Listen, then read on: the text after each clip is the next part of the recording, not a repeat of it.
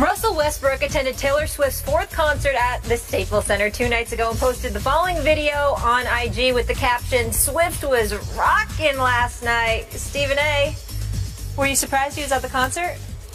I'm not surprised about anything with Russell Westbrook because I think to say he's eccentric would be kind. I mean, whether it's the wardrobe or anything else, I mean, that's who he is. But it works for him, and he's a superstar. He gets the right to do that. I'm happy he's happy. Yeah, I'm with you. He delights in being shockingly different, and I like and respect that. It's his attire, it's his choice of music, it's his shot selection. You just never know what he's going to do because he's going to do what he wants to do, and he doesn't care what you think about what he chooses to do. Now I know he's earned it. Yeah. I ain't mad at him. And I'm telling you right now, Westbrook's making some money off of that, too. Don't be fooled. Brother knows what he's doing. Stephen A., enjoy the concert tonight. No, please. Bye, guys. ESPN.com asked a panel of 200 people of vast NBA experience, knowledge, and perspective which teams will experience the most turmoil this season. And the results are in. The top 5 are numero uno, the Kings, number 2, the Knicks, number 3, the Lakers, the Mavericks, and the Clippers. Stephen A., which team do you think will have the most turmoil this season? Well, I don't believe that the Clippers should be in the top 5. I think they'll be just fine. I would flip the Lakers and put them at number 2 and the Knicks at number 3. In the case of the Sacramento Kings, I would definitely put them number 1 because George Karl had better find a way to mend fences with DeMarcus Cousins. He's got to figure out a way to get that relationship steered in the right direction because if he does not, it is going to be a problem for him for a long, long time to come, for as long as he lasts, because they're going to get rid of him. They're going to fire George Karl if George Karl doesn't find a way to fix this relationship. DeMarcus Cousins, from a talent perspective, is the best big man in basketball, as far as I'm concerned. He is lethal. He's big time. He's 24 and 12. It's automatic, too, no matter what the situation and circumstances are. And he clearly has no trust nor any love for George Karl, and he's incapable of hiding it. Somehow, some way, George Karl has lost trust from, his players, particularly DeMarcus Cousins.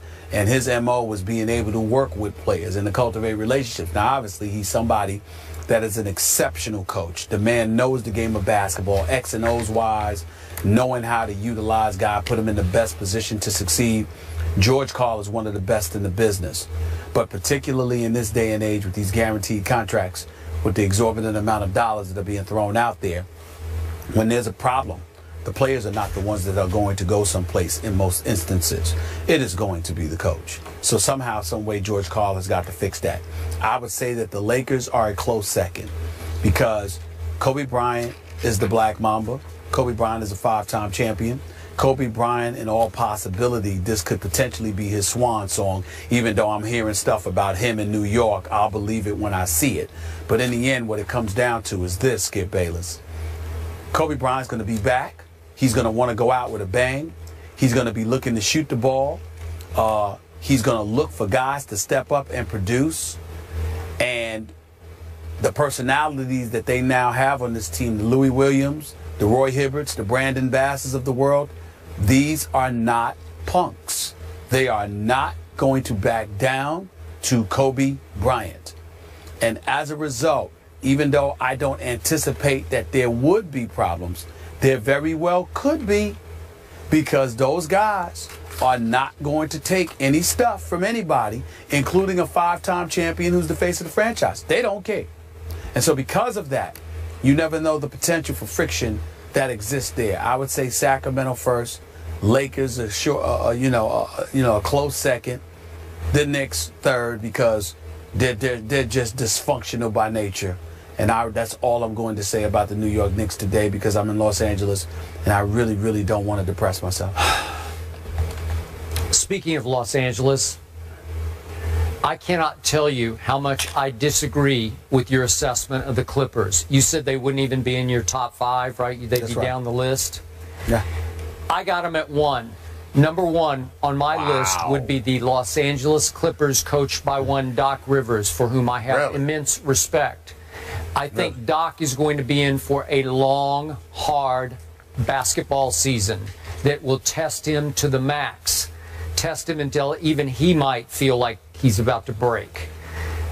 Stephen A., when you throw Lance Stevenson and Josh Smith into that locker room, onto that bench, into that rotation, and Doc is trying to juggle minutes between those two, and obviously you have a strong-willed personality in Paul Pierce, who's going to demand a certain amount of minutes as the new experienced veteran factor on that team. I don't know if even Doc can pull that off. And then DeAndre Jordan, obviously in the offseason, he made his quick decision to go to Dallas. Then he decommitted from Dallas. We all know he went back to the Clippers because Chris Paul finally made peace with him and said all the right, nice things to him that he wanted to hear and had never heard from CP3. I don't know if they make nice all year because Chris is Chris, and he's 30 years of age, going on 31. And he knows in his heart of hearts, it's time. They were up 3-1 on the Houston Rockets in the conference semis, and they blew it.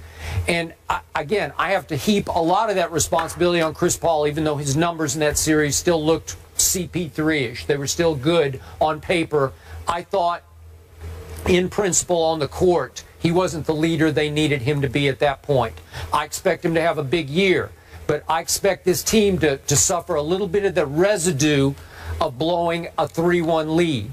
Could get off to a rocky start, and you've got so many strong wills, so many outspoken personalities in that locker room. I don't know. I think you've got a volatile mix there. And I look, you went to the obvious one in Sacramento, George and DeMarcus. I like the heck out of both of them, frankly, and they have clashed publicly. I'm wondering if they've clashed so much publicly, it's so out there that it will help them clear their air a little bit to where they'll at least coexist this year. And plus, DeMarcus Cousins. He's a different kind of cat. I know him. He's a different kind of cat. I love his game. I think he's big time. I think he's the best big man in the game. I think they would have been asinine to trade him. I don't think you let him go. You deal with him. But the thing about it is for George Karl to get there and literally to be there for just a minute and talk about trading him or allow those rumors to get out there. That you can't do that. You got to know that this is a different animal you're dealing with here. You can't do that to DeMarcus Cousins. You can't do that. Well, and so because of it, I just consider it to be volatile. I know you sit there and say the Clippers, and yeah, the potential is there, but I just have so much faith in Doc Rivers as a leader, and I think the whole fiasco involving DeAndre Jordan helps them immensely because a lot of the stuff that was being internalized got out. And because it got out and they realized what almost happened to them, I think CP3 is going to be an even better teammate. I think Blake Griffin deserves a lot of credit because if you notice, no one really had a problem with Blake Griffin. And so because of that, I think he also assisted in bringing guys together. Paul Pierce is there now. He's a champion and he's a leader. Give credit where credit is due. I think you look at that, the fact that you added Paul Pierce to that locker room, and Paul Pierce was in Houston at DeAndre Jordan's house when all of that was going down too. The fact that all of that happened, I think the combination of Doc Rivers, Chris Paul, and Paul Pierce as your leaders with Blake Griffin. I'm going to give Blake Griffin some love here because he's a big-time player. And to be quite honest with you, he's a little bit sensitive and all of that stuff. But he's a good person. He's a good person. I think that when you look at it from that perspective, I think they'll ultimately be fine. In Sacramento, that's a different animal. And in Los Angeles, with Kobe's last season approaching, it could get very, very interesting. It really could. I didn't anticipate those two teams. Very interesting. I'm on record, and I'm not backing off that. Okay, we got you. Lack of faith in Doc Rivers, Skip. More First Take after the break. Keep it here.